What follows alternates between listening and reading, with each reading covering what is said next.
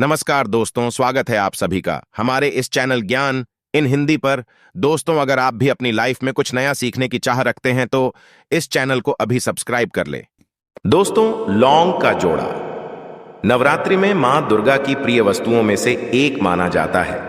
नवरात्रि में रोजाना मां दुर्गा को लौंग का एक जोड़ा चढ़ाने से आपके जीवन में चमत्कारी परिवर्तन होते हैं। इसके अलावा लौंग के जोड़े के कुछ असरदार उपाय आपके रूठी हुई किस्मत को चमका सकते हैं। आइए जानते हैं क्या है ये खास उपाय। शारदीय नवरात्र की तैयारियां लोगों के घरों में शुरू हो गई हैं। मां दुर्गा को समर्पित 9 दिनों के इस महापर्व में भक्त मां दुर्गा को प्रसन्न करने के लिए तरह तरह के उपाय करते हैं, किंतु हम आपको बता रहे हैं ऐसी चीज जो मां दुर्गा को सबसे प्रिय है, और इसका उपाय करने से मां दुर्गा प्रसन्न होने के साथ ही आपकी रूठी किस्मत भी चमक जाएगी। मां दुर्गा को लौंग का जोड़ा सबसे प्रिय है और उनकी पूजा में लौंग चढ़ाने का विशेष महत्व माना जाता है। लौंग के जोड़े के उपाय बहुत ही असरदार माने जाते हैं। आइए आपको बताते हैं इससे जुड़े कुछ खास उपाय। नवरात्रि में मां दुर्गा को प्रसन्न करने के लिए एक पीले कपड़े में लौंग का एक जोड़ा रखकर उसके साथ 5 इलायची और 5 सुपारी रखकर मां दुर्गा को अर्पित करें। उसके हमेशा अगले दिन सुबह स्नान करके यह सामग्री कपड़े सहित अपनी तिजोरी में रख दें। ऐसा करने से आपके घर में सुख समृद्धि बढ़ेगी और मां दुर्गा प्रसन्न होकर आपको आर्थिक रूप से संपन्न बनाएंगे। यदि आप जॉब के लिए काफी दिन से परेशान हैं, यदि आप कई दिनों से जॉब को लेकर परेशान हैं और काफी मेहनत करने के हमेशा भी आपको मनचाही जॉब नहीं मिल पा रही है, तो नवरात्रि में रोजाना लौंग का एक जोड़ा अपने सिर के ऊपर से 7 बार उतारकर मां दुर्गा के चरणों में अर्पित कर दे।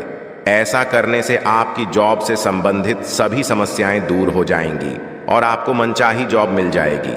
राहु केतु के अशुभ प्रभाव को दूर करने के लिए उपाय। नवरात्रि में राहु केतु के प्रभाव से मुक्ति पाने के लिए हर रोज लौंग का एक जोड़ा शिवलिंग पर अर्पित करें।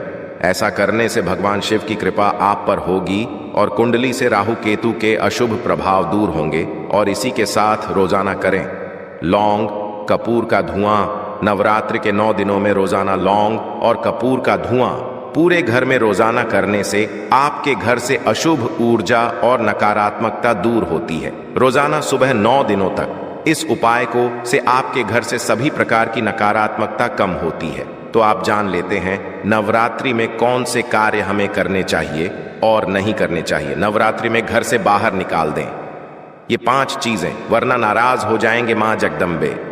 यूं तो मां अंबे हर पल अपने भक्तों का ख्याल रखती है, किंतु नवरात्रि के दिनों में माता रानी की पूजा विशेष फलदायी होती है। इस दौरान पूजा का लाभ भी शीघ्र ही मिलता है। इसका कारण यह है कि मां दुर्गा नवरात्रि के दौरान पृथ्वी पर प्रस्थान करती है और अपने भक्तों की मनोकामना को सुनती है। कहा जाता है कि नवरात्र के पावन दिनों में जहां जहां माता रानी की मूर्ति या तस्वीर सजाकर पूजा होती है, उन सभी जगह मां अंबे निवास करते हैं और अपने भक्तों की पूजा प्रत्यक्ष स्वीकार करती है। इसलिए मां दुर्गा की कृपा पाने के लिए नवरात्रि को बहुत ही पावन माना जाता है।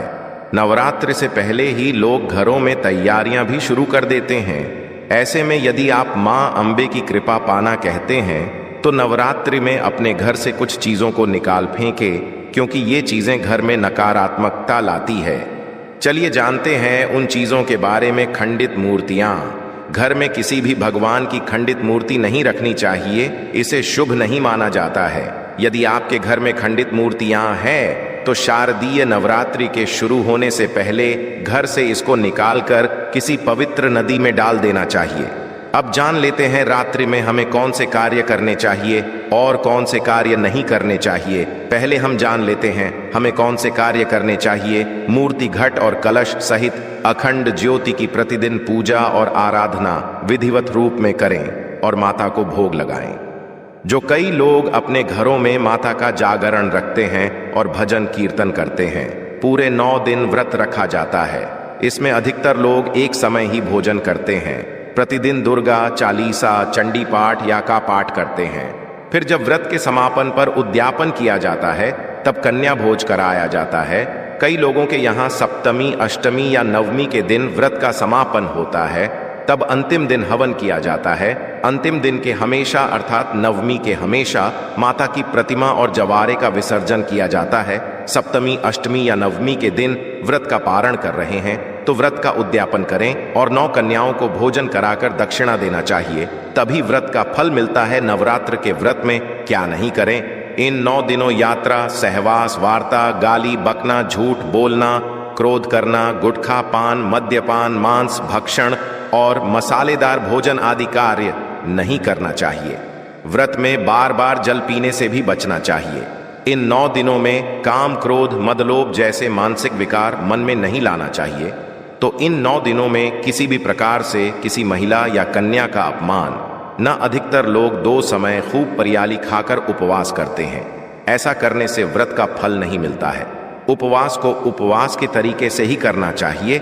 4 अशौच अवस्था में व्रत नहीं करना चाहिए। जिसकी शारीरिक स्थिति ठीक ना हो, व्रत करने से उत्तेजना बढ़े और व्रत रखने पर व्रत भंग होने की संभावना हो, उसे व्रत नहीं करना चाहिए। स्त्री को भी व्रत नहीं रखना चाहिए। यदि कहीं पर जरूरी यात्रा करनी हो तब भी व्रत रखना जरूरी नहीं है। जैसी स्थिति में भी व्रत नहीं रखे, व्रत को बीच में ही तोड़ना नहीं चाहिए। यदि कोई गंभीर बात हो तो ही माता से क्षमा मांगकर ही व्रत तोड़ा जा सकता है। यदि एक समय भोजन करने का व्रत ले रखा है तो यह भी जानना जरूरी है कि भोजन में क्या खान और क्या नहीं खाना चाहिए। जैसे नवमी के दिन लौकी नहीं खाते हैं, मन से ही कुछ भी नहीं खाना छोड़ना चाहिए।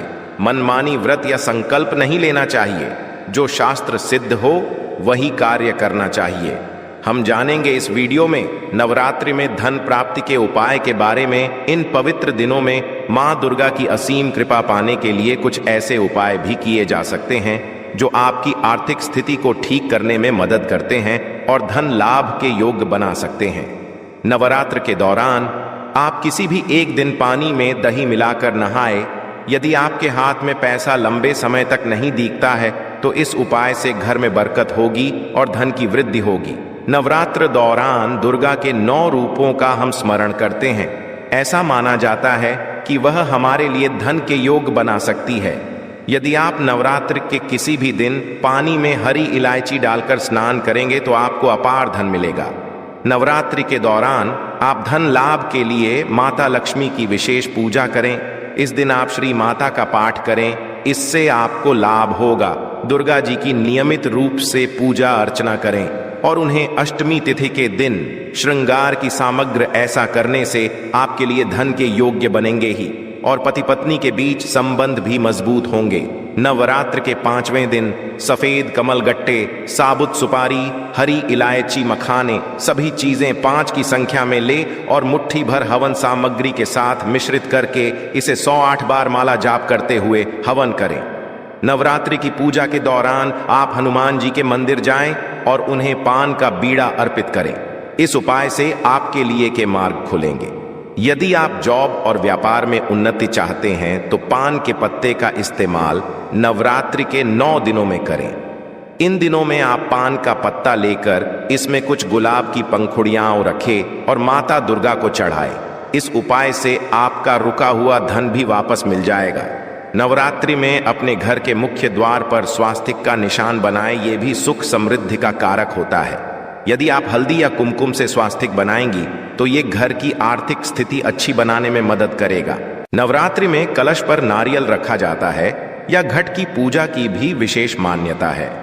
इस दौरान यदि आप घर में किसी वजह से घट स्थापित नहीं कर पा रहे हैं तो नियमित रूप से घर की पूजा मंदिर जाकर करें।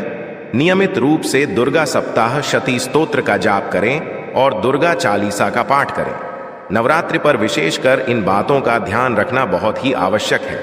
तो यह थी आज की खास जानकारी। मैं दुर्गा मां से यही प्रार्थना करता हूं कि वह अपनी कृपा आप सभी पर सदैव बनाए रखें।